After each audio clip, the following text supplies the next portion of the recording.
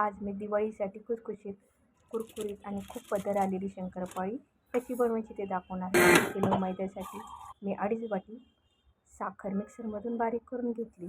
1 वाटी गरम दुधामध्ये 1 वाटी गाईचे तूप टाकून घेतले की गरम दुधामध्ये तूप तर वितळूनच जाईल, त्यामुळे परत आपल्याला गरम करण्याची गरज नाही. दूध पण असं टेम्परेचरवर घ्या की जेणेकरून तूप पण वितळून जाईल.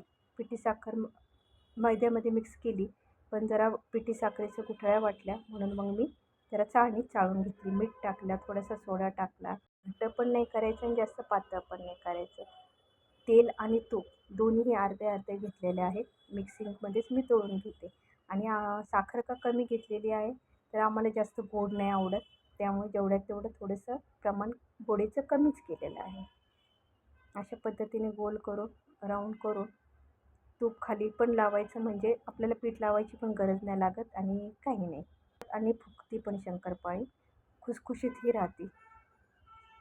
तेल तोपर्यंत गरम करायला ठेवलेलंच आहे. गरम तेलात मी पहिल्यांदा एक टाकून बघितली, पण जास्त गरमही करायचं नाही, धुवाधार करायचं नाही. जर धुवाधार झालं तर थोडंसं गॅस बारीक करा आणि त्याच्यामध्ये शंकरपाळी टाकून घ्या. खूप जास्तही प्रमाणात गरम नाही पाहिजे. गरम झालं की परत तुम्ही गॅस लो फ्लेमवर करू शकता. बघा मस्त झाल्यात. पदर ही शंकरपाळीला आलेले आहेत. बाय.